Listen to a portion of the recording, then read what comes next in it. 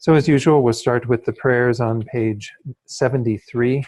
The praise to Shakyamuni Buddha we'll do 3 times in English.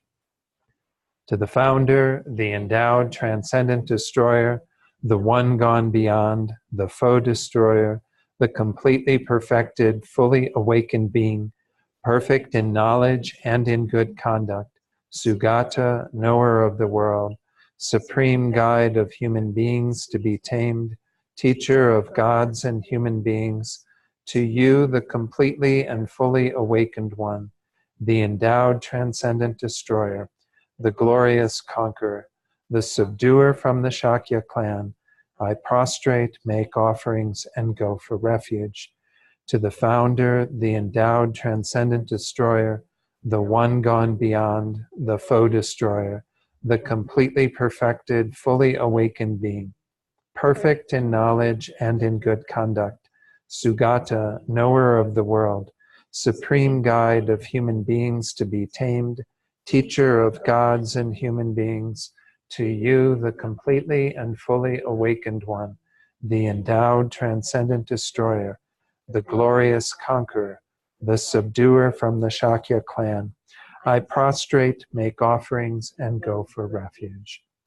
To the founder, the endowed transcendent destroyer, the one gone beyond, the foe destroyer, the completely perfected, fully awakened being, perfect in knowledge and in good conduct, Sugata, knower of the world, supreme guide of human beings to be tamed, teacher of gods and human beings, to you, the completely and fully awakened one, the endowed transcendent destroyer, the glorious conqueror, the subduer from the Shakya clan, I prostrate, make offerings, and go for refuge.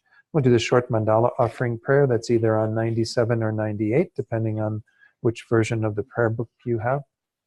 Do this in English, and then the offering mantra, followed by refuge and bodhicitta, once in English, twice in the Tibetan. This ground, anointed with perfume, strewn with flowers, adorned with Mount Meru, 4 continents, the sun and the moon. I imagine this as a Buddha field and offer it.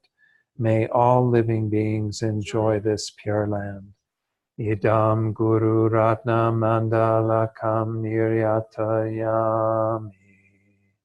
I go for refuge until I am enlightened to the Buddha, the Dharma, and the Supreme Assembly. By the merits I create through listening to the Dharma, may I become a Buddha in order to benefit all sentient beings.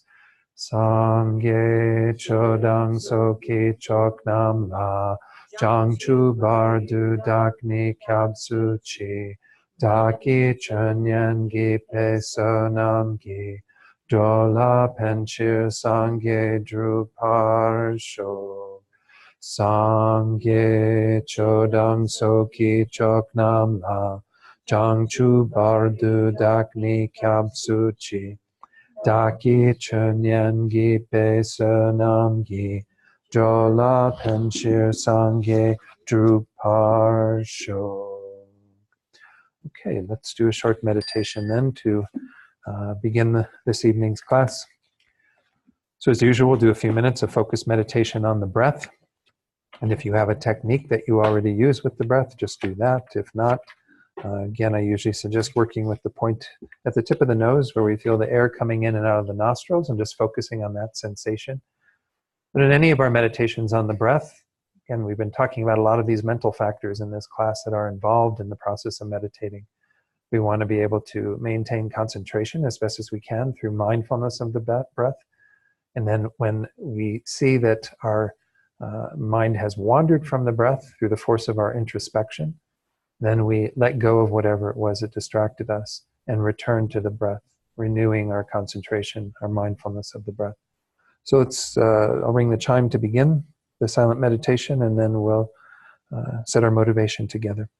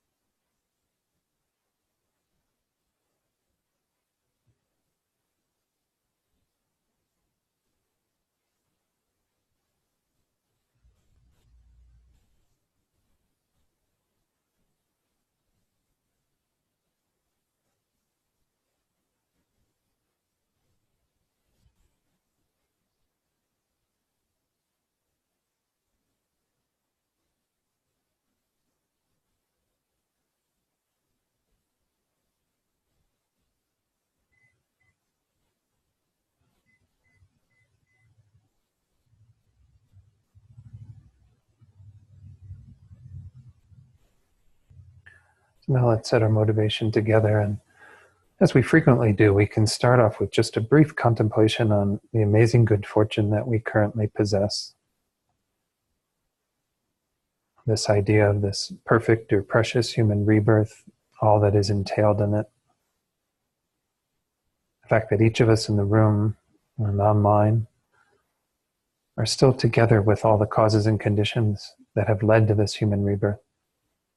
This opportunity to work with our minds by studying the Dharma, such as this text that we've been engaged in, learning about our own minds, trying to change our habitual patterns, trying to reduce the causes of suffering for ourselves and for others. And as we are so often reminded of, this life is going to come to an end. Without a doubt, we will have to experience death, a parting from this perfect human rebirth. And the unfortunate thing is that we don't know when that's going to happen. The uncertainty of death means that it could happen later tonight, could happen tomorrow. We have no ability to discern exactly when death will come. So it's so important that we use all the time that we have in the best possible way. And as Rinpoche often points out, the best use of this life is to work for the welfare of sentient beings, to be dedicated to achieving enlightenment for their sake. In other words, to live with bodhicitta, to be motivated by bodhicitta in whatever we do.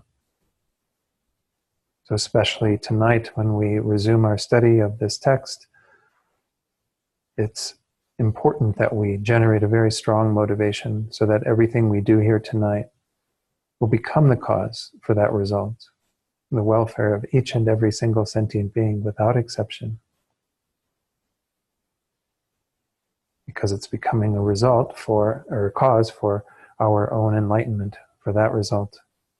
And in the state of enlightenment, we then will be fully qualified to lead others to their welfare, to help them to become enlightened as well. So regardless of how long we have in this life, if we use this life very well with this motivation of bodhicitta as we're generating tonight, then there's nothing but positive things that can come from that. Good rebirths, liberation, enlightenment, the enlightenment of all sentient beings will follow from this perfect motivation.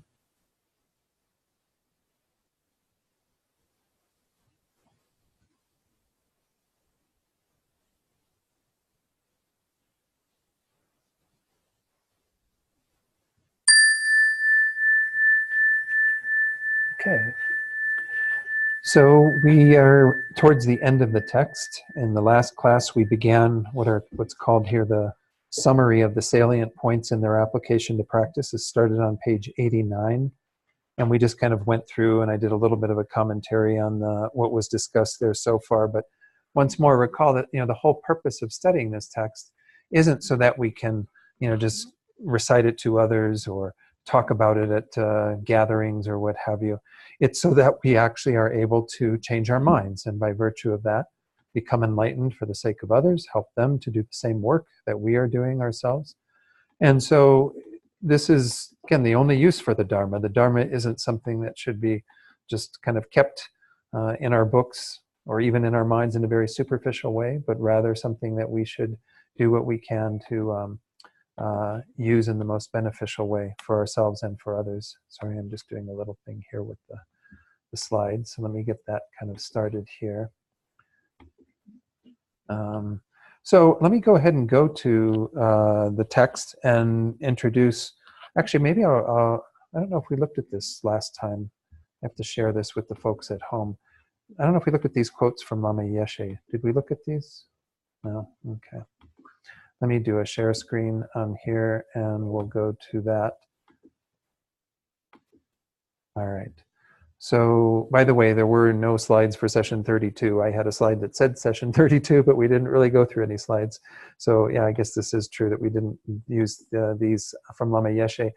I found these two quotes, or two parts, two slides. It's all one quote from Lama Yeshe. I don't remember where I found them. I think it was in the wonderful little book that Venerable Fedor Strucker does. He's a monk who has produced his own kind of publications. I think he calls them Happy Monk publications or something. And he has a little kind of thing on minds and mental factors. And at the end of it are these quotes from Lama Yeshe. Maybe even it's at the beginning. I don't recall. Maybe this would have been useful to present at the beginning, but it still has its validity at the end.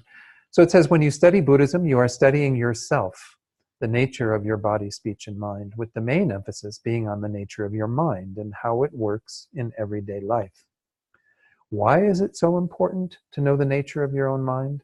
Since we all want happiness, enjoyment, peace, and satisfaction, and since these things do not come from ice cream, but from wisdom and the mind, we have to understand what the mind is and how it works.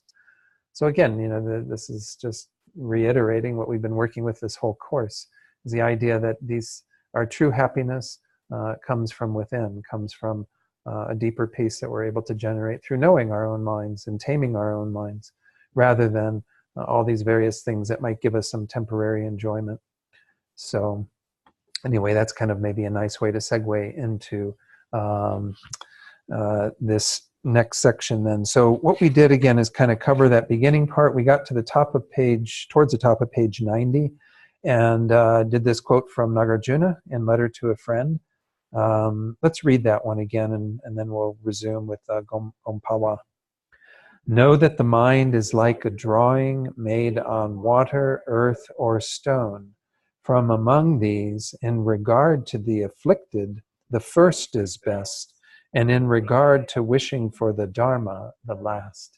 So again, we can see that in our minds, we can either have things that are just like being drawn on water, which means they don't last very long. They come in, but they're gone right away, which is ideal for the afflictions. Hopefully our wisdom isn't like that. We hear something and we go out the door and it's just completely gone, in one ear, out the other.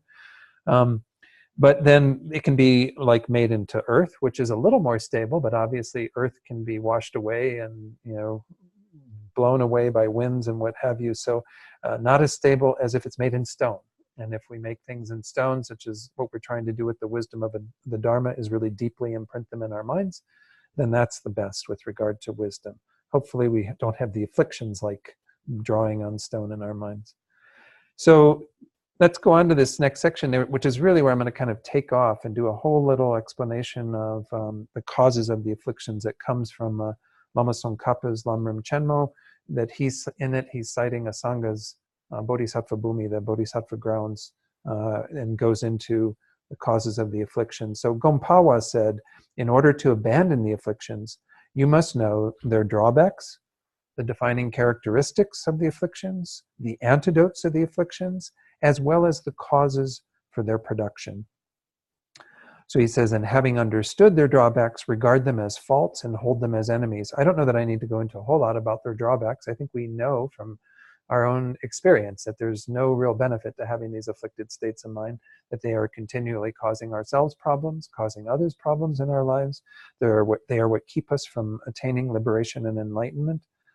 So they are nothing but the real enemy in our lives.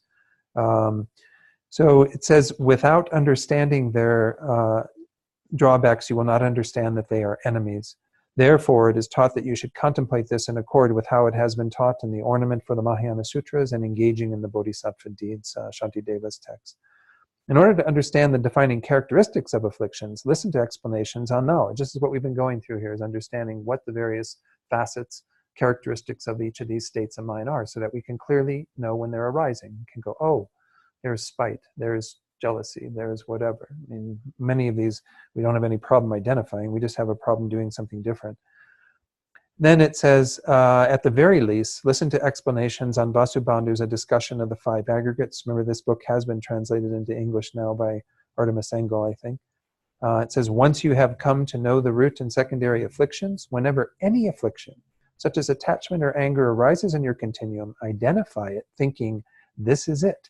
It has arisen, and combat the affliction right there and then. So this is the idea behind what Gompawa is, sharing with us, is like how we need to get very intimate with the afflictions, not in a way that they become our friends, but identifying them as enemies, get to know them very well. What is that phrase? Keep your friends close, but keep your enemies closer. With the afflictions, we want to know them very, very well, so that we can detect when the minute they're arising, and of course understand all the causes and conditions that lead to them. So this is where I want to take off from the text a little bit here and go through a little presentation that I've done before on occasion. I think I did it here not horribly long ago, but nonetheless, I think it'll be useful to go through these various causes that are presented. So this is, were there any questions before I take off in this direction? Okay. So this is from the summary, knowing kind of this idea of how we have to get familiar with what leads to the afflictions arising. So the 6 causes of the afflictions are identified in the traditional texts. By identifying the afflictions, we might benefit, as it says there, by also knowing their causes, because everything is caused. I mean, this is one of the most basic principles in Buddhism. All conditioned phenomena, all impermanent phenomena have causes and conditions. So why the afflictions are arising, it's important to understand all the facets and features that are contributing to their arisal.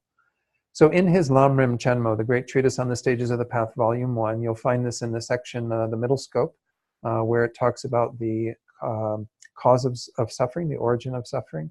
Lama Tsongkhapa cites Asanga's bodhisattva levels, which presents the causes of the afflictions as 6-fold. And many of you, again, have been exposed to these before, but it's always good to review this. And for our discussion, we're going to alter the order of these 6 factors from what Tsongkhapa sets out. And it's just because I find it really useful to focus on the first 3 that I'm going to present in a group and then add the other 3. It's not huge in terms of how they've been rearranged, but nonetheless, there is a slight rearrangement of these. If you go back to Lama Tsongkhapa's Lamrim Chenmo, you'll see the difference there. And then we'll also examine passages from contemporary teachers on this subject, including this wonderful book, Wisdom Energy, which is the first book where I heard about these, actually. It was even before I'd read Lama Tsongkhapa's Lamrim Chenmo. I think it's the 4th chapter in Wisdom Energy, where Lama Yeshe goes into, I'm pretty sure it's Lama Yeshe, talking about these 6 causes. And then Steps on the Path to Enlightenment, volume 2, which is Geshe Sopa's. There's 5 volumes of these commentaries from Geshe Sopa on the Lamrim Chenmo. So I'll be showing quotes from those as well that we'll discuss. So just so you have the list right up front, and we can just briefly go over these. The first one of the 6 causes is kind of the main or substantial cause. It's therefore called the basis.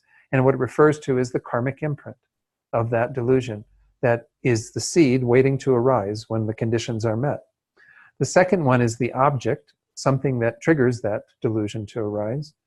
The third is one of the most important of all of these, the inappropriate attention or incorrect thinking that we bring to the scenario. We've looked at this and seen this phrase here and there in our text, how we are inappropriately looking at things, or framing them in a particular way that is not conducive with reality, and that causes the affliction to arise and get fed through this process. The fourth one is the force of habit itself, habituation or becoming familiar. Why do we have a lot of anger in our minds? Because we've created the habit of anger. So habit is definitely a part of it. The extent to which we cultivate and nourish a particular affliction, it becomes much more prominent in our minds. And then the 5th and the 6th are more factors that are outside of ourselves. The social context or distraction that we might have from the world around us, various things, friends, what have you, that can mislead us, or perhaps, society at large. And then an explanation or following false teachings, which is where we sometimes are indoctrinated into ways of thinking about things from other teachings. And teachings can be a huge issue too, because it's not just some formal teaching that somebody gives you. It's once more how we absorb things through society, through perhaps other spiritual traditions. But anyway, we'll get into each of these and more individually. I've thought about it. I don't know if there's a 7th or 8th one that would be included. I think this is pretty comprehensive. Maybe we can look at it as we go through and get an idea if that's so. So the very first one, and I'll always go first to the great treatise, to Lama Tsongkhapa's Lamrim Chenmo. He uses the term basis there. Again, this is the Lamrim Chenmo Translation Committee's terminology for what they use to translate the word here. Basis refers to the latent proclivity for affliction. So we could call it the seed for the afflictions. It's the fact that within our own mental continuum are these seeds that we have planted through our past cultivation of these minds. Those seeds will be there until we do much deeper work. We're never going to be free of those seeds, but they don't have to ripen. And this is the whole point of looking at these causes, is to see that potential or potency that is there is going to arise when certain things come into our sphere of influence. And particularly when we start thinking about things that we're experiencing and what have you. Then we have the potential for them. But this is the fact that every one of us has these seeds or potential afflictions within our own mind streams. So from wisdom energy, and I always like sharing these because Lama Yeshe had, as you know, such a colorful way of talking about things sometimes, but nonetheless, this one's pretty straightforward. He says, the fundamental cause of the deluded mind is the karmic imprint left on your consciousness by previous non-virtuous actions. Because of past actions done in ignorance and motivated by desire, hatred, or any of the other delusions, various imprints or seeds of karmic instinct have been planted in your mind. When the conditions are right, these seeds ripen and the deluded mind arises again.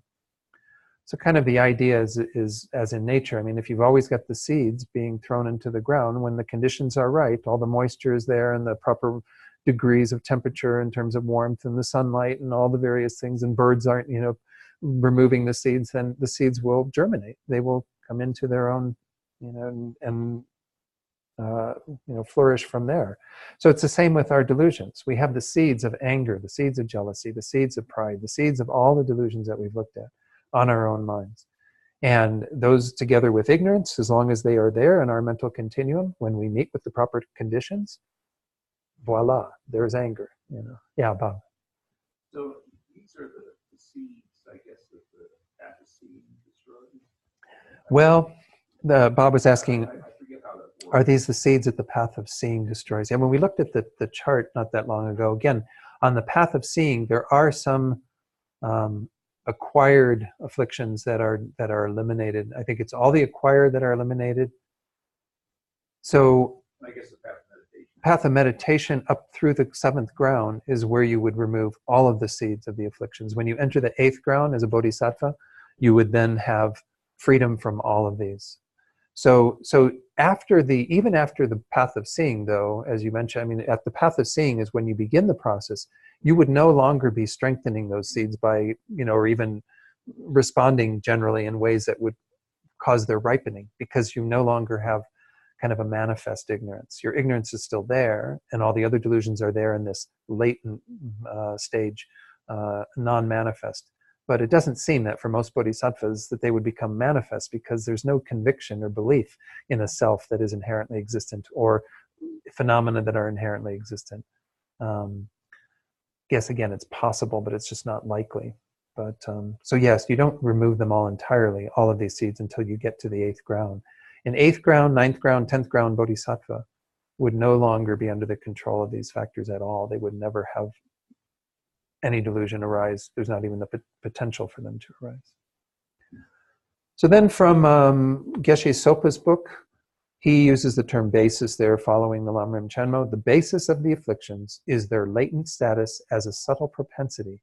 This means that whether or not the particular affliction, desire for example, is active and present in the mind at a particular moment, it is continuously abiding at an unconscious level as a potentiality, a seed, a subtle predisposition or propensity. We can use a lot of different terminology for it, but it essentially means that it's just waiting there as like, okay, as soon as the other conditions are in place, voila, you're going to have it. So in this way, we can say it is the substantial cause of the afflictions, because it is generated through the force of our afflictions of the past. So every time we've had a jealous mind, we've planted an imprint on our mind to get jealous again. Every time we've had a desirous mind, we planted an imprint on our minds to get desirous and attached again. So every time we do that, we strengthen and reinforce these propensities. Now, by stopping those being manifest in our minds, to some degree, we lessen the tendency for them to arise, but we haven't gotten rid of them again, because that takes deeper work. And you can't get rid of those just simply by not having those delusions in your mind. We know this from what we went through in the previous class when we talked about the mundane path of concentration, where you are able to suppress the manifest afflictions by moving from the desire realm mind to the form realms, and then up to the formless realm and so on. You can make the mind very, very subtle so that you won't have the arisal of those minds in a manifest form. But you can't get rid of the seeds until you use a supramundane path, which again would be the path of seeing, as well as the path of meditation, all the meditative equipoise sessions that are done there. Yeah, Bob. Yeah, I mean, it's interesting. The notion of seed comes in many different levels.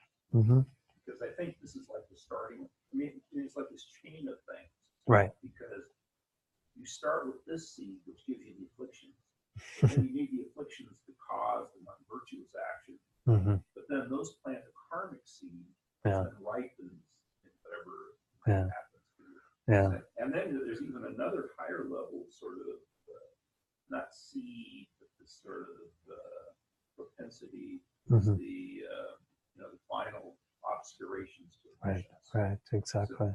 So it's interesting that there's Yeah. all these different levels of sort of seed Yeah. and So Bob was just pointing out that, yeah, in our studies, we see a lot of these different references to seeds or karmic seeds that we plant on the basis of our karmic actions that are driven by the delusions that arise from their own seeds. And then even the subtle, frequently called imprints or latencies that we have in our minds that cause the dualistic appearance, the appearance of things to exist inherently. So again, these are just terminology that we can use to talk about these things, but they're all residing there in our mental continuum. We don't, they don't disappear, unfortunately, when we go from life to life. We just carry them. They're like our automatic checked baggage, whether we go through the process of checking it or not. It's going to go on to the next trip with us, regardless. So that, yeah, that was someone else's. I'm not going to claim it at the baggage claim. So there's one more little quote from this, which is essentially what we were just saying. Until these propensities are eliminated from the root, there remains in every sentient being this readiness. Sentient being is maybe a strong term, because those sentient beings who are arhats, or who have achieved the complete removal of the afflictive obstructions, like those pure ground bodhisattvas on the 8th, 9th, and 10th grounds, they would be sentient beings still, but they do have those removed. But anyway, these propensities that are being discussed here are in the minds of most sentient beings. And whenever this readiness for a particular affliction to arise, they're kind of there waiting for that when conducive objects and conditions are met. So they're just kind of right there, ready to come into play when we have all the wrong thinking, the object, and so on, all the other things that we're talking about. Again, one thing to point out as we go through these is that the first three, as I've been able to determine, are essential. You can't possibly have an arisal of a delusion without those three. And that's because you need to have the seed of that delusion. You need its primary cause, its substantial cause. Just like for a clay pot, you need the clay that it's made out of. The second one, which we're going to talk about in just a moment, the object, something has to be triggering it. And it can be very subtle. It can be a thought or memory, but it doesn't have to be something external to us.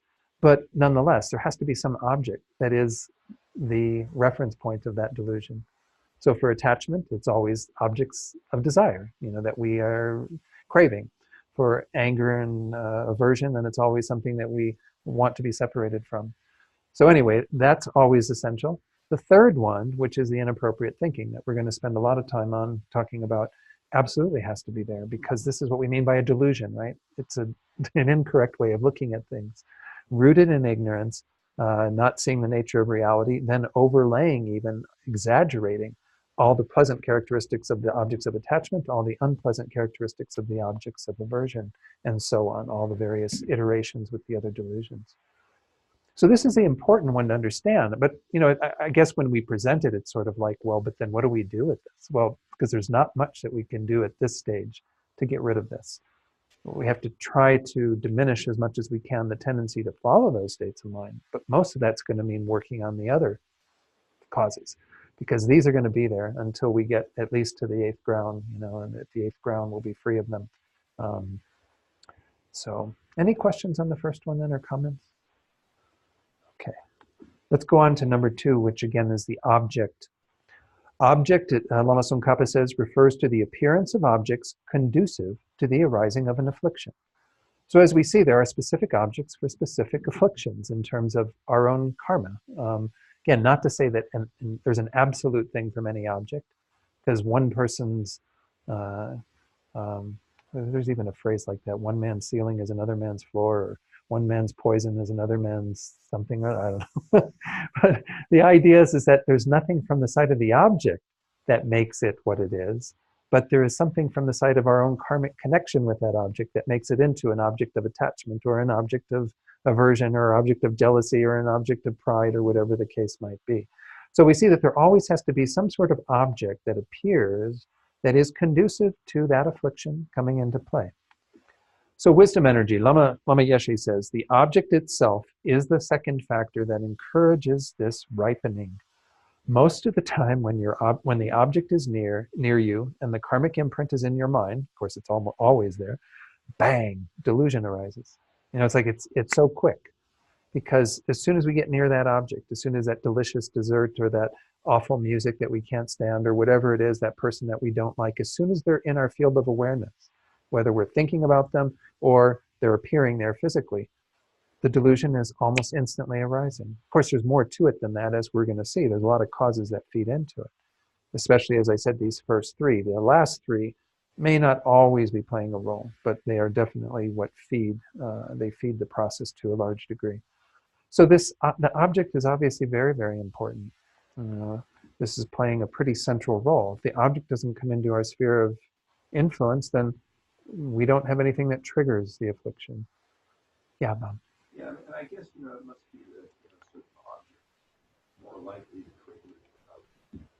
But as far as I can tell, any object is Samsara based. Yeah. I've even heard it said that even the body of Buddha himself was the object of triggering. True. Who was it, David Daughter? Yeah. Going through claws. Yeah. So Bob was just saying that, it seems that while there are specific objects that trigger things for us, any object in samsara, any contaminated object, if you will, can be, and of course, even the body of a Buddha, as you were pointing out, Buddha himself, whose cousin Devadatta, had afflictions towards his body, wanting to harm him, kill him. So it's not, again, there's, as long as there are contaminated minds around, there are going to be objects that can trigger that contaminated mind to have delusion. So for somebody, again, you might hear something that's really delightful that you enjoy, but for another person, it's a total, causes them to get very angry and upset. So we can never really tell exactly what the response is going to be from any particular being. But we can see that objects, this is what their role is to play some function in causing the delusions to arise. Yeah, but Stephen? Yeah, this just came from Bob's comment. And when you see the first definition of the prior slide, it says the appearance of stuff. Right, the appearance, yeah. It's not intrinsic to the object. Right. It's sort of Yeah. that object. Right. And so because it's Right. us and our views, Yeah. like Bob was saying, any object. Yeah. So Stephen was just pointing out in this slide that I just went back to here, object refers to the appearance of objects. I mean, appearance right there does indicate that there's something that is appearing to us that isn't from the side of the object. Again, there's something there. We're not denying. All of our studies, we never deny that there are external objects. There are external objects. But what we are imputing on them and the layers of stuff we're exaggerating on it and how it is appearing back to us on the basis of our own karma. This is why they often say, if we've got a mind that's filled with anger, then everything appears as the enemy, right? It doesn't matter, who that person is. They can be the friendliest person in the world, but as soon as they look at us, we think they're out to get us and are angry and upset at them. So the appearance is how that is appearing to us, and there's a whole lot of information that goes into that. How we work with that information in terms of that karmic appearance gets into the next third one, because there is where it kind of gets built up even more and more and more. So Lama Yeshe is just essentially saying, most of the time, this is what happens. Come into contact with the object, bang, the delusion's there. So then from Steps on the Path, from Geshe Sopa, he says, the object causing an affliction to arise is the conducive condition that awakens that subtle propensity into a fully active affliction. When you plant a dry seed in the ground, it needs supporting conditions, such as moisture, warmth, and nutrients in order to sprout and grow into a flower. In the same way, all sentient beings have within them the seed or subtle propensity for the afflictions to blossom, And when a suitable object is encountered, it acts as the supporting condition, enabling the afflictions to arise in full flower. Again, it's a supporting condition or conducive condition. It is not the only one, obviously, again, but it plays a pretty strong role, especially because we do become quite habituated to particular objects. Things that turn us on or turn us off, or whatever the case might be, that our delusions get heightened in the presence of those objects. And again, I don't mean just the physical presence, as I said earlier, but even the mental recollection of these things, bringing them back into the mind as a mental image, which we confuse with the real object. It isn't, it's just a mental image of that object, but then we go on again to embellish it with all kinds of stuff. That's the next step. But yeah, Bob.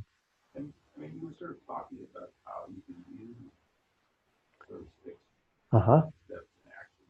So I think of, you know, in the very early days of Buddhism, people used to be careful of what they looked at, right, and so forth. So they were actually paying attention to what objects were out there, exactly, knowing that they could trigger them. You know, and like the monks would always be very careful what they would do. So in a sense, I mean, these sort of causes can be useful. Sure, Because if we're absolutely. certain objects have more power Mm-hmm. to trigger affliction, Yeah, it's like a warning to sort of exactly.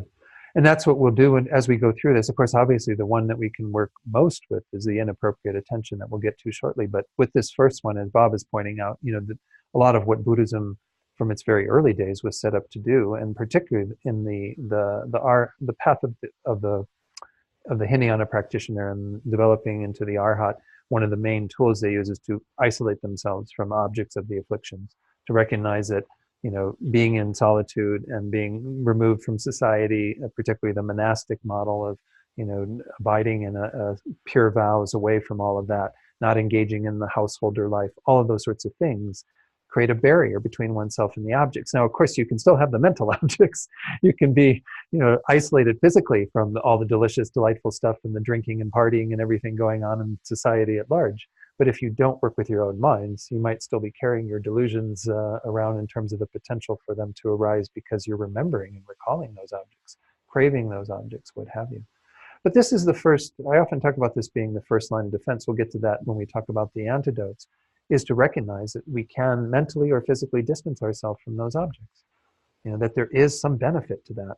I always use the example of when someone is deciding to go into recovery from alcohol abuse, substance abuse, what have you, that their first line of defense is you got to get that stuff out of your house. You can't go around to the bars with your drinking buddies. You can't, you know, hang out with the people that you did drugs with.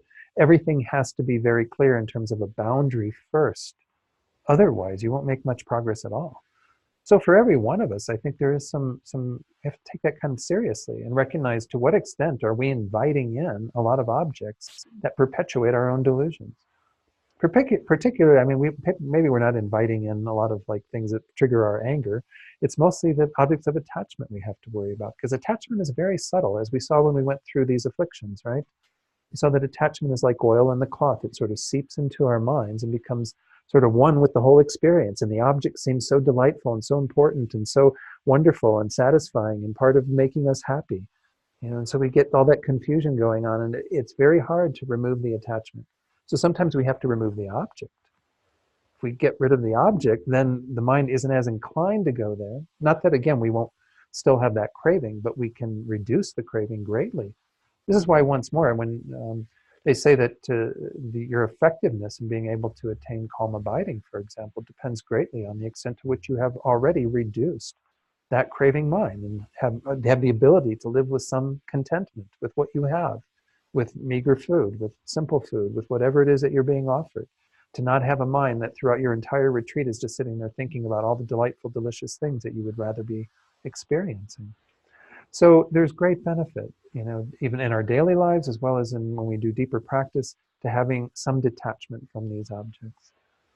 Now, again, that's first line of defense. And as we see, even when you get all the way up to like Tantra, you start dealing with things at a much different level. But if you haven't learned how to work with things at this level, this more basic level, it's hard to think about, oh, I'm going to become a great tantric practitioner and all these delightful experiences I'm going to transform into this blissful wisdom energy. Well, good luck if you haven't really learned about the delusions yourself. So I think we have to be, understanding that this presentation does give us some fuel for how we can begin to address the afflictions in our mind. And as I said, if we can't physically separate from something, we can at least try to mentally separate from it. Try to observe the process, or to see, if there's a way we can distance ourselves from not being so reactive at that moment. But we'll look at these when we get to the antidotes. That's the second part of my little slideshow that I don't know if I'll get to all of that tonight. But any other comments on number 2, the object? Like I said, obviously it's a huge one. But the more important one is the third. Again, attention is all that the great treatise had for the translation. We often call it inappropriate attention, or there's another phrase, mistaken conceptions. This refers to incorrect attention that projects pleasantness onto what has an unpleasant character in reality, conceives an impermanent thing to be permanent, and the like. There's a lot of misconceptions that we start with. Now, again, it has a lot of other layers to it. This is just kind of, Lama Zopa often talks about the 4 mistaken or wrong concepts. The first one is that we think that that which is impermanent is actually permanent. Or we could say the second one. The first one, I think the way Lama Zopa presents it is that which is in the nature of suffering or dissatisfaction is actually pleasant and wonderful. It's in the nature of happiness. That's what was mentioned here on the slide. So those two are often involved, right? Because we are mistaking objects of samsara that are contaminated and incapable of producing any real satisfaction with something we want to put all of our money on. We overlay that inherent pleasantness, and we think that it's there from the side of the object, and we keep craving it, wanting it. And then what we think is permanent actually is changing from moment to moment. We like to think that it's some sort of constant. That's why we often go back to these same objects. I mean, this particularly applies in the case of attachment, but nonetheless, we're doing similar types of overlays with regard to the other delusions. Yeah, Bob? Yeah, I mean, I think this one here to me sort of speaks to why they always talk about affliction being or delusion being exception. Yeah. Because, it's when you're doing this exaggerate thinking, Yeah. you're in sort of a conceptual mind. True. True. So Bob was just saying, yeah, this is more evidence of why we always talk about the afflictions as being conceptual, is that this is the conceptual process that we are going through whenever they arise, is that we experience something, we overlay. And of course, you might look at this and say, well, that first one where it says pleasantness onto what has an unpleasant character, meaning that in its nature it is unsatisfactory, and we are overlaying this idea of it being pleasant, sort of inherently abiding there. But even with regard to those things that we see as unpleasant, it's not that we are really truly seeing their dissatisfactory nature in the deepest way. We're only seeing them as something that is immediately having that reaction, and we aren't getting a bigger picture. So there's a lot of different conceptual overlays. The ones that, again, that are mainly talked about are those first two, but then also the third, which is seeing that which is impure as pure. And of course, that's one that Rinpoche, even when he talks about it in the Bodhisattva Attitude, you can pick up a copy of that in the hallway if you don't have one. He says that it's primarily, we're talking about the bodies of ourselves and other beings here. That is the thing that we tend to project more purity on. Like even how we feel about our bodies after we've had a nice shower or something, and we feel like we're clean, we're pure. We can't be clean or pure really, because within a day or two, the body starts to get a little oily, a little messy, a little, whatever. I mean, and so, we can see that bodies in and of themselves can't be pure because they have a fundamentally impure nature. Even if we go, again, as they often say, just a millimeter, not even that, below the skin, it's not very pleasant. It's an impure vessel. It's I think Master Shantideva in 8th chapter calls it a bag of filth. It's not to say that we get a total revulsion towards the body by more correct thoughts, but we come to understand it for what it is. It really isn't pure. It's much, it's much of an exaggeration on our part, because there is no purity there at all, really. We could talk about the purity in terms of its emptiness. That's another level of purity, perhaps. But in terms of conventional reality, it is not pure. So that's the third one. The fourth one, of course, is the deepest error that we make, which is seeing that which is selfless as having a self. And that can be referring to, again, in any phenomenon. So we think that that delicious dessert exists from its own side, and we ourselves exist from our own side. And this mistaken error that we're always, well, not always, but certainly in most of the time operating from, is the source of all of our delusions. It's kind of our default mind in terms of that fundamental ignorance. So let's go on to take a look at more of what's said here from the other texts that I've been citing. From Wisdom Energy, Lama Yeshe really plays on this whole idea of, again, the more kind of, not the deeper error that's going on, though he does get to that eventually, I think. He says here the third factor, and why I put third there in brackets is because it wasn't third in his presentation, because he, again, goes back to the original order that it's taught in, but I like to present them in this order. The third factor also concerns things that appear interesting. When the memory of something comes, you make a certain type of judgment about it. This thing is so good, it is fantastic. It has this quality and that quality and this and that. You exaggerate tremendously the worth of something until it does not resemble the original at all. It has become merely the product of your mistaken conceptualization. We are creating our own, delicious, delightful things out of just a base that we're imputing all this on. And we're creating our horrifying nightmares out of another base that is appearing, awful to us. But the appearance is just our appearance, and we are exaggerating on top of that. We're overlaying, superimposing all kinds of stuff. So seeing some kind of desirable object, Lama Yeshe says, always involves overestimation. But I can say that's true for undesirable objects too, right? Because we think that that undesirable object, that person whose voice we can't stand, or annoys us in when we're shopping or whatever the case might be, we think that they are much worse than they appear. All that's happening is a negative experience of hearing their voice or having them do something to us, and we overlay all kinds of negative qualities on them and get upset and think they're horrible, mean, awful people. Were you going to say something, Rowena? Conversations and having people just off and on, and they might find they don't like something. You actually ask them to sit down and write. Well, I've heard this, so they say it would be interesting to have them write what they didn't like, and then compare, because quite frequently it's not about the object, it's about what's themselves. Yeah. Some once in a while, I try to sort out kids on this that way, because they do not see if they far away from each other and they cannot see anything that it can be resolvable, and you have to say, okay, this is kind of exaggeration.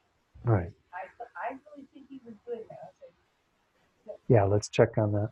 So Rowena was just saying that, yeah, sometimes it's a useful exercise when somebody's in that state of superimposing all this stuff, but not realizing it, to have them write down what it is that they find undesirable or whatever about the other person or situation. And in the process of that, often the superimposition can be revealed, how they're putting things on from their own side. You can read it later yourself. And, yeah. Yeah, and if you read it yourself later, you can maybe even laugh at yourself by looking at how we do that. Once more, I find it most relevant to think about when I've been on the other end of all of that. Particularly with anger. Like if I look at it from the point of view of those people when I've been the person that's upset someone else, how I might be perceived by them. And is that the sum total of who I am? Is that an accurate portrait of who I am? When they're looking at me, say it's just a stranger on the road and I do something and they don't like what I did, and they're looking at me with these glaring eyes and thinking I'm like the most evil person on the planet. I can honestly say that from my perspective, they have to be exaggerating, because although they're looking at that one little window of me misbehaving or doing something that annoyed them, they're not seeing the totality of who I am. They're blind to that. Yeah, Bob. Yeah, I mean, it actually strikes me that it's actually different kinds of exaggeration. Because one kind of exaggeration is either magnifying negative things, right, the enemies of qualities, but the other thing is this sort of emptiness. Because instead of saying that people can change, they aren't inherently bad or inherently good, we also have that we fix those bad qualities. Right. So if they're they're inherently bad and never change. Or if they're somebody that we're attached to, it must be their very nature to be so wonderful. Right.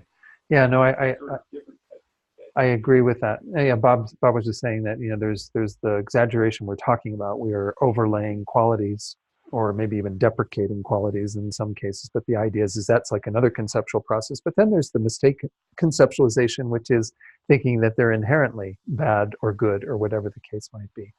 Which again is just that deeper error that we're making that is driven by our own ignorance. And so, yes, I mean, most beings don't have an awareness of either conceptual process that's operating in their minds. To at least have an awareness of the first one in the ways like Rowena's, talking about, can be really useful to see how much we're just putting all kinds of stuff on people. And even people that we know quite well. You might be in an intimate relationship with somebody, and at times when they upset you or are angry at you, you can make them into, hi, what am I doing with this person? They have nothing to offer to me or whatever. But you know that that's not the whole story because you've been with them for so many years and you still find there's good times and what have you. So we see how quickly we buy into that level of exaggeration.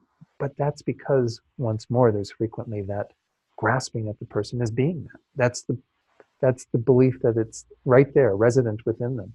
That's the whole picture. That's inherently who they are. Yeah, Stephen. Yeah, that's an interesting view, Bob. And it definitely accords with that. Yeah. I wonder if, from Don's example, if there's a third one, just brainstorming. There's a third one, or maybe it's, the second part, the second one. That's where it's perspective. You're driving down the road and you're tired and you've had a hard working day and you kind of make a lane change. Get, Right. You kind of forget for some. Right. But if someone in front of you, let's signal and then make a lane change. You're tired and you just come from your job and they're like, "Oh, there they lose their license." Yeah. So really, it's like whether it's having me understand the causes and conditions, or it's someone else that Yeah. So Stephen was just pointing out how maybe there's a third perspective or third one that has to do with perspective, with kind of when we're sometimes looking at ourselves, we can be much more forgiving of our own faults or what have you. But when we see others manifesting them, when we're in the equally kind of stressful condition, we don't have such forgiveness, and we tend to. So our perspective is very different in that regard. So yeah, what's on the slide here, and I don't know if I finished all this, I think I did the first sentence, involves some overestimation. Again, its good aspects, if it's a desirable object, are emphasized so much that you lose all judgment about the object.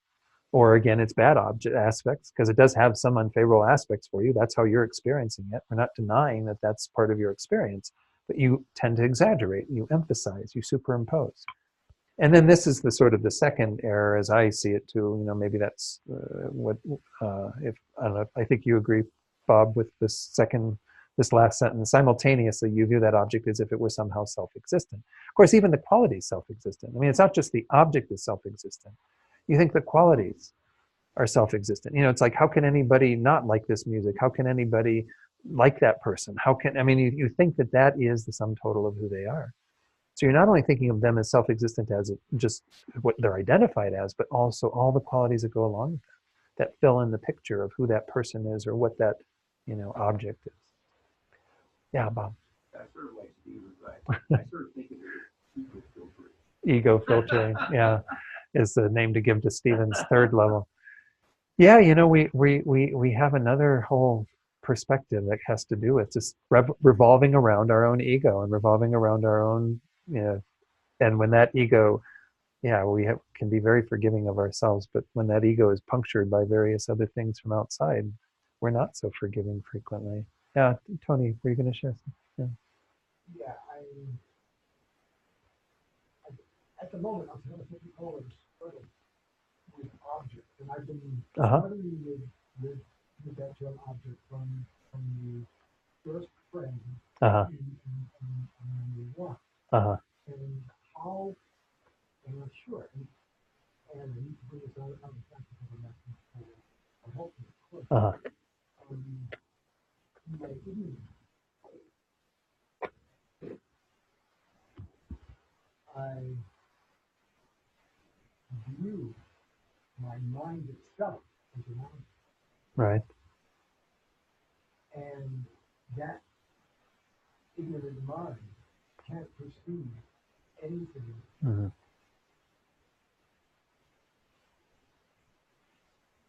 can't perceive anything else other than object and object. And the ability for subject, for real subject, Uh-huh. is veiled out,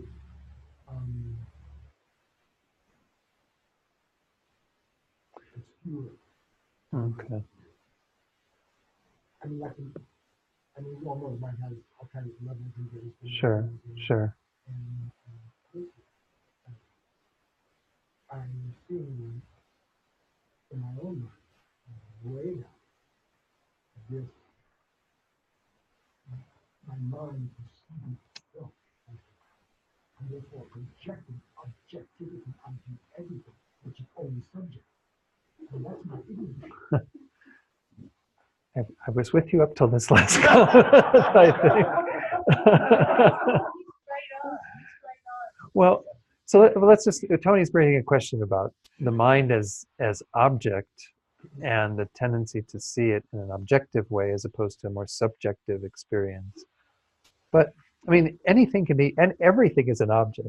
Object, and actually when you study phenomenology in Buddhism, and like the topic there, the thing is called collected topics that they study in the beginning monastic studies, they talk about things that are synonyms for existent, meaning that which exists. And one of them is object, because everything that exists is an object. And so when we use object in this context, we mean anything that can be perceived by a subject, meaning by a mind that is knowing it, person that is knowing, we could call that a subject as well, a person. But nonetheless, we're mostly talking about the mental experience of something that can be seen objectively as holding an awareness of that object. And so, yes, the mind can be an object, and frequently there is a tendency of our minds, and that's part of our exercise in Buddhism as well, is to be able to look at our own minds, to observe our own minds, to be objectively observing our own minds, knowing that it's our subjective awareness that's being analyzed in the process, but only doing that as part of the process so that we can see what's going on and understand it. So I think there is a movement that can happen from subjective mind to it being objective, but there's still always a subjective component that is involved in that objective awareness of mind.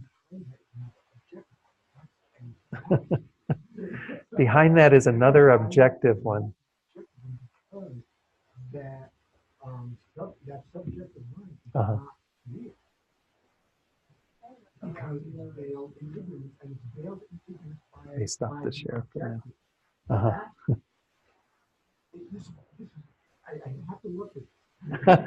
Yeah, I'm not sure I'm following it, but yeah. And I'll drop it because Well, maybe we go to Rowena and just see if do you want to say something more? Because you were agreeing with what Tony was saying and kind of. I watch my mind all the time. Places made me to watch my mind years ago. Right. Right. So it becomes an object, but it's various. It's like when you write things down, to see how you can absolutely change your view of something you think of a few days ago, and the whole mental aspect, which means then everything that you see is going to have a completely different color, and everything from a completely different shape. I mean, you don't get the same thing from actually probably similar to the actual object, like the cushion is not different. Mind is seen as different. It's kind of funny, really. Right. You're talking about mind on or something. Sure. Yeah, I think so. So what Rowena was saying, yeah, is that she sees that when you go into this process of objectively looking at the mind, that there's the ability then to see the variety of things that we get caught up in, and the emphasis, the exaggeration, and the stuff that we do, because, and you were getting to the end about having to do with like the karma involved in all of that. Well, yeah, I mean, I think karma is involved in all of our appearances of things, and so we are definitely kind of, that's involved in this process of looking at all of that. But the whole purpose of using the mind as an object to subjectively become aware of the objective processes of the mind and the contents of the mind and the thinking of the mind and all the various facets and everything that we've been examining in this course, is so that we can change the mind, so that we can use that awareness in constructive ways and not buy into habitual patterns, so we can see then, yeah, the objects may not be changing in a fundamental way in terms of our experience, but the mind changes in relation to how we engage with that object. Yeah. And sometimes for hilarious reasons. Yeah. Yeah, Bob. Yeah, I thought that, Stephen noticed when they talked about the object, Right. picked out that all the parents left. Right. I think that is actually sort of a brilliant thing because it Yeah. actually captures both of these things. It captures both the objective side and the subjective side Right. in one term, because you realize Mm. that there is no true, real objective side to everything. Right. Is filtered through our mind. Right. It becomes an appearance, so that actually you Right. Right. you never lose the subjective at the So Bob was just pointing out that, yeah, what Stephen pointed out on the slide earlier about the appearance of the object when we were looking at the second cause, that is, again, it entails both of those components of the objective experience of it, but the subjective overlay that causes us to have that experience. And so it is always an appearance. I mean, everything is a karmic appearance. And that's why it's all changeable, right? Because we change our karma, we change our experience of the world around us and ourselves. And so that's why they say, I mean, essentially, there's no difference between what we mean as according to the referent of samsara and nirvana. There's just a difference in our own minds in terms of what we're experiencing. You experience the world around you and the beings around you as peace and pacification if you are in the state of nirvana. You experience them as contamination and suffering if you're in the state of, of samsara. And so, again, everything is its own karmic appearance. When you get down to Tantra, again, I don't want to make too many references to Tantra, but Tantra is about essentially purifying our karma completely so that we can have a totally different karmic appearance of everything, And so it's working with that idea. And that's why karma is so central to Buddhism. I know that there are people who have issues with karma and don't really see it as something that is necessary on their spiritual path in Buddhist terms, but in my mind, it's absolutely essential. I don't know what Buddhism would be without karma in terms of a practice. It becomes a form of psychology, I suppose, that you can work with your minds, but it really doesn't get at the deeper problem, the deeper stuff that's going on, which is what's all involved in these causes that we're looking at, kind of understanding. There's a karmic appearance of an object, an overlay that is a creation of karma, and it's in a sense it's from our past thinking, and it's influencing that, as well as our current thinking that is causing it to continue to have that appearance, and they kind of come together. Like you were pointing out, Bob, this appearance of the object isn't just the objective side, it's the subjective awareness of that that's already causing it to appear in a certain way through our own karma. And again, why do we have such varied experiences of sense objects in the world?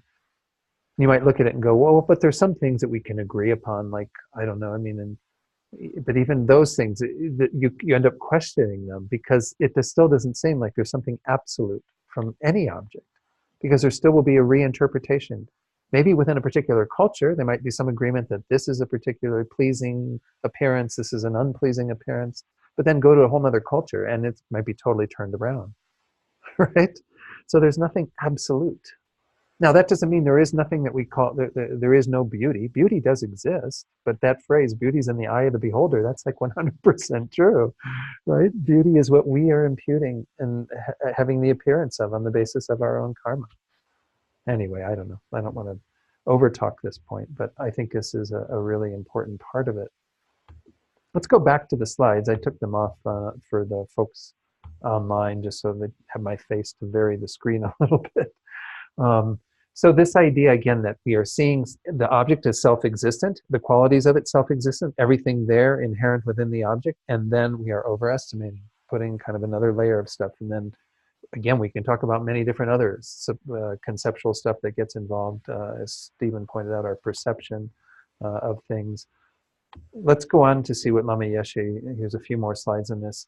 He says, you conceive of it as something permanent, existing self-sufficiently the way it appears to you. You fail to see that the way it appears is actually a function of your own projections. This is what we're just talking about, right? You know, that's why we have such different appearances of things. You've all had that experience where somebody who you were very close to, you thought the world of them, and then they start hanging around with somebody who you can't stand, and you're like, "Oh, what do they see in that person? That person's a jerk. He's, whatever." Well, they have a different karmic appearance, right? There's nothing absolute from the side of that person that makes them jerk or friend or whatever. Instead, you think that these exaggerated qualities come from the object itself, rather than being what you have projected onto the object from your own side. You do not see what has happened. So we are the creators of our own world. Yes, Tony. Yeah, the other time that they put it, or me, the only time that it can happen is when I'm in meditation. Okay. And I'm going to use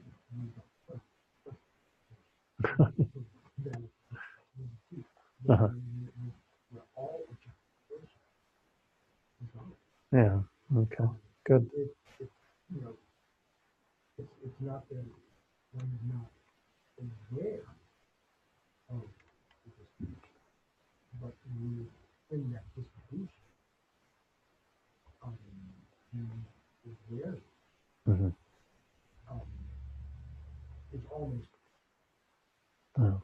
So Tony was just saying that, yeah, in his experience, that this is true in most of life, except when in successful meditation, in quotes, when one has some sort of no longer any objectification, no longer any, a dissolution of that. Yeah. Yeah. Yeah. So certainly, again, this is the goal: is to get to a place where we have that deeper wisdom that won't arise at all, because there won't be any support for, even off the cushion. But obviously in meditation, we can have some similar type of experience of that. Yeah, Bob. Yeah, I think that what Tony's talking about is that. We'll wait just a moment. Well, is that that's the point of the affliction. Uh-huh. Distorted ways of looking at things. So if you're in a pure mind, which doesn't have the affliction, then you will see things undistorted. Yeah. Yeah. So Bob was just saying, yeah, when you're.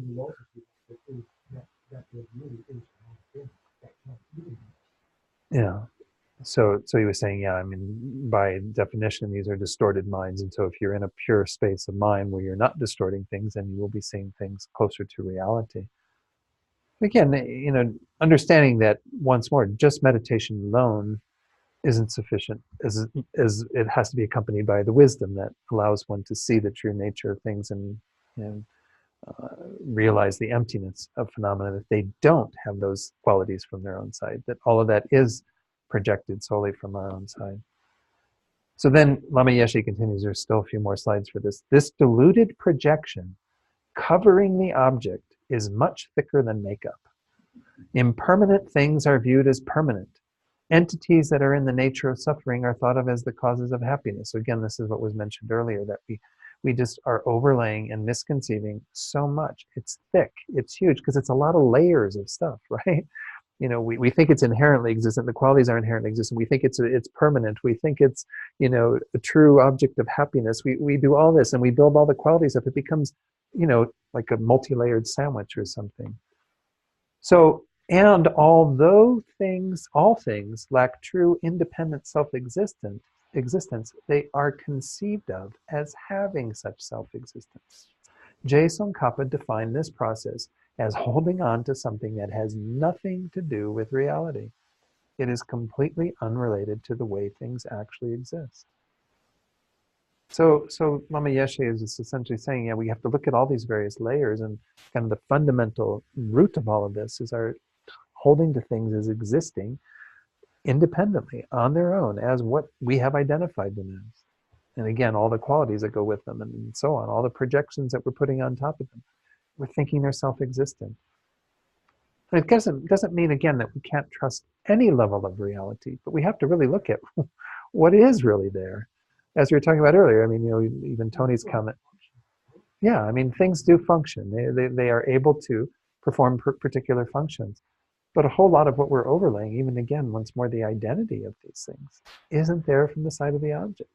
Even their function is something we are projecting onto the object. And there's a healthy level of projecting that needs to be done just on the basis of conventional reality, right? Because we have to organize our world to be able to function in it. But we're putting an awful lot of stuff on top of it that is the source of all of this delusion. So let's look at what Geshe Sopa says.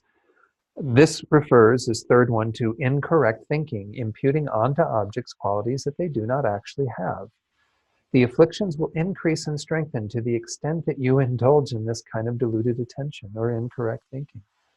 You know, he may have, I'm sure he said more, but that was what I shared from that, because I think it was all in line with what we've already seen. So this is how Geshe Sopa looks at these first three. And he does make these comments. He says, in general, we say that an affliction arises when A, it has not been eliminated from the root. That's the first one, right? The basis. You've got the propensity, that latency that's there. B, the object is nearby. And by nearby, we mean it's either mentally or physically something that we have brought into our field of experience.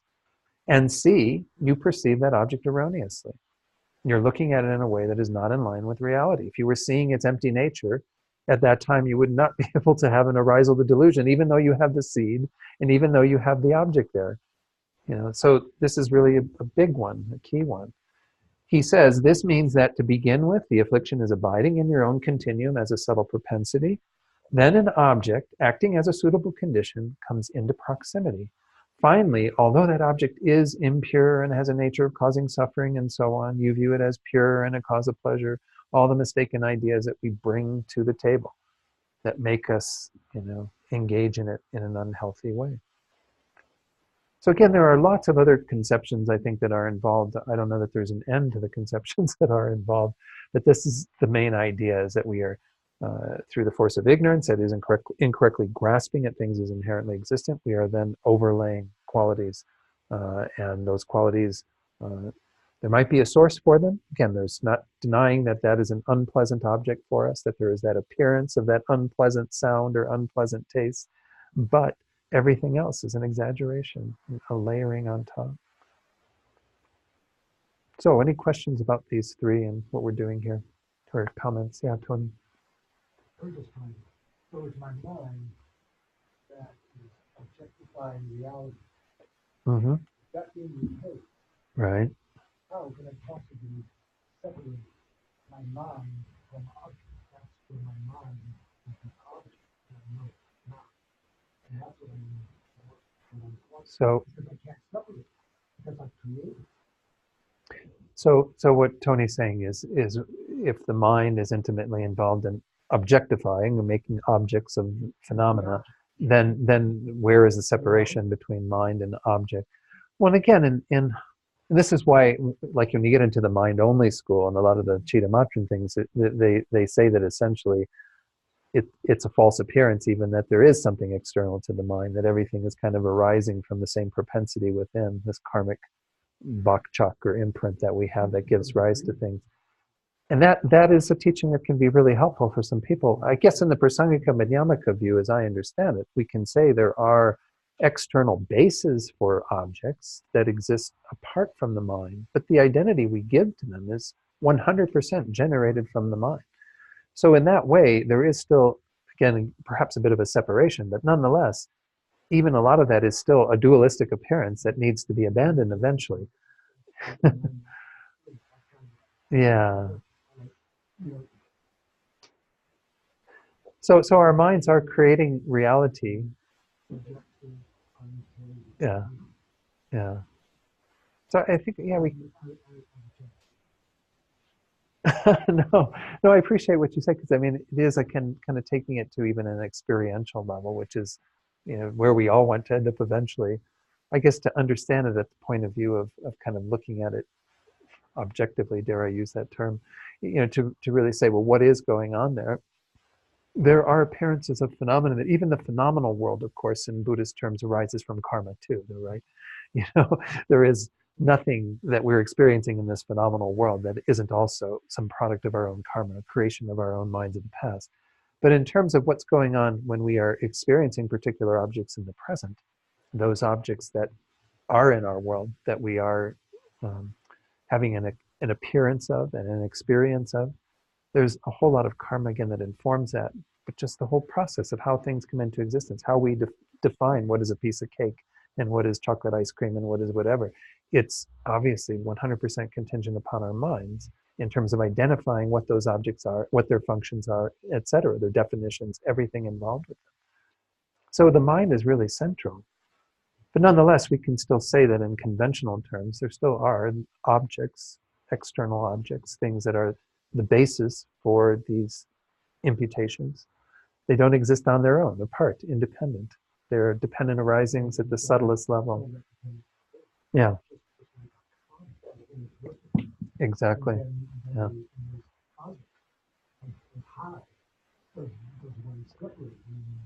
Yeah, that gets to be a bigger question. Yeah. Well, and I mean, this is why karma itself is pretty mind-blowing, I think, because we can't even begin to fathom the complexities of all of it. But I guess the most important thing is, regardless of what's going on at a larger level or a kind of cosmic level, to use that term, we have to look at how do I apply the teachings for myself and in my own experience of the world, and to correct things so that I have a more accurate view. Because otherwise, I'm going to always be under the control of that karma and what's feeding and habituating my own mind. Yeah. So Tony said, if we do that, then we really see cosmically. I think it's experientially sounds good to me. Yeah. Yeah. Good. Yeah, Bob. Yeah, I think the sort of cosmic level you're talking about, you're going to the ultimate level. And so, of course, if you go to the ultimate level, you almost can't talk to you. Because you can't separate the mind from everything else. But I think we still have to feel function. Yeah. Or use Right. ordinary objects. Right. But I think what you are saying is true. Once you go to that cosmic level, then you sort of Yeah. lose the ability to talk to you. So yeah. Yeah.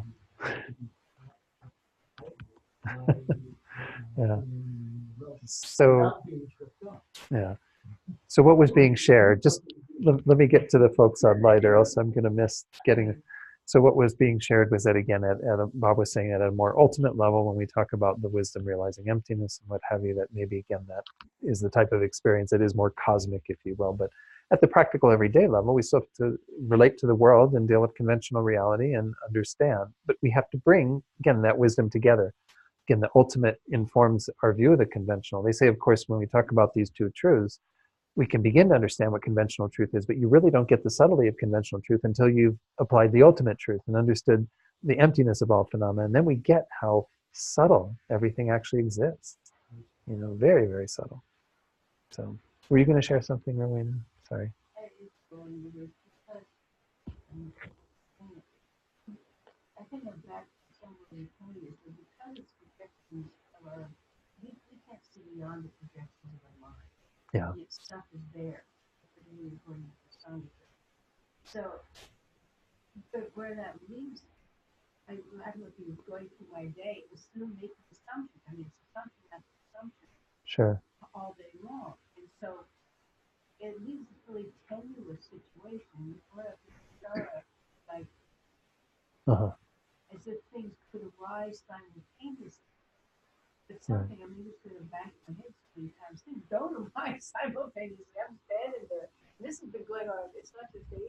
It's a situation that's happened over and over again, where I have to actually sit away, connect with an object. It's a really bizarre. I don't know what happens to other people when they work with things, because I will be looking for something, I'll find the thing, and I'll say, okay, now what can I really do with this when I run into it? And that's kind of weird. Okay. I mean, it's just a matter of play of your mind. Right. So many things that you run into. By the time you run into them, sometimes it's not quite like you thought. So I'm not sure how to articulate that in words, but for right. I'm looking for a fork, right? Right. These are, gone through these shifts of Yeah. watching my conceptual field kind of wobble in its connection. So Rowena was just speaking to, yeah, the fact that when she perceives things, that there can be a change in that, and kind of making, again, not seem like it's set in any way that you could actually reinterpret, I assume, that what you're experiencing, or see it in a new way. You were talking about, like, what function could this really serve, or whatever. I mean, Putting it into a frame of thought that's tangible and useful. putting it into a frame of thought that's tangible and useful. I mean, even But when I'm looking for something to do something. that might be different than our conventional usage of it, is what you're saying. Well, no, it's not even that far out. It's just Okay. okay, but I'm pointing out that I'm going to bump my head a lot. So I go through situations where I have to actually redefine Uh-huh. continuum. Not wholeheartedly, but I just am not engaging with it the same way as I did, say, the week before. Uh-huh. And I have, okay, I've got this book here, I've got this there. But it's very, I find there's moments when the connection just isn't there unless you make it. You Okay. have to make your connection. So what you're saying is that the connection isn't there with a particular object unless you make it. So what are the consequences of that for you, though? I mean, is it? I guess I'm trying to get at a. You get used to making connections, that's all. But do you think the connections are valid connections, or do you think that they are? Well, you keep it simple, Tom, because otherwise you're in real trouble.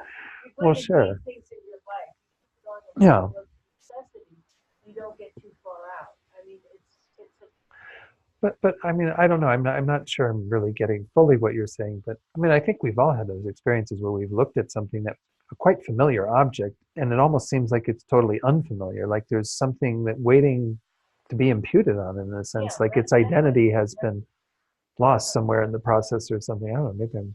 Maybe these weren't under any drugs or anything. These experiences.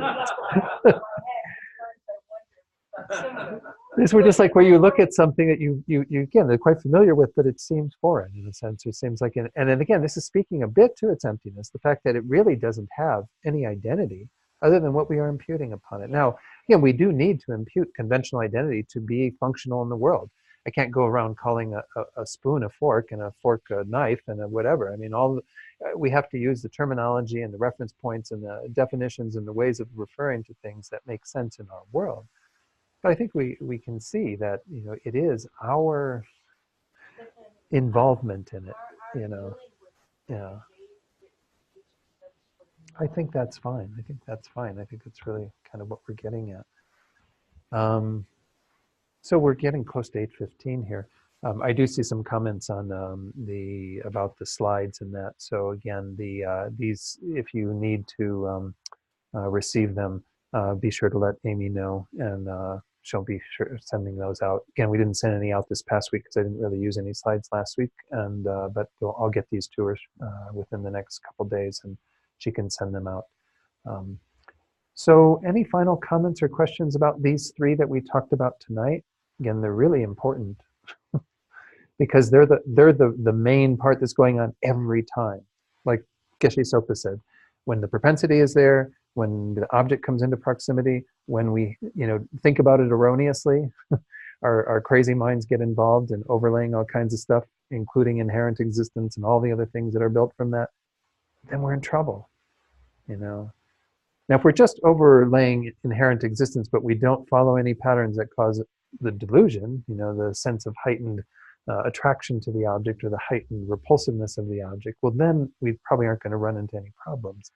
I mean, maybe we can even have wholesome thoughts in regard to that.